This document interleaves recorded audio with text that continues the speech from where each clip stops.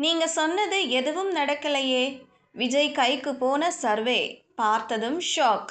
அமைதிக்கு இதுதான் காரணம்.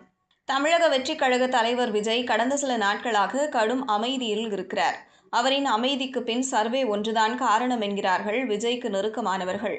கிட்டத்தட்ட கடந்த 3 வாரங்களாக தாவேக கட்சி அமைதியாக இருக்கிறது. கட்சியின் தலைவர் விஜய் எங்கும் பேசவில்லை, எதற்காகவும் பேசவில்லை.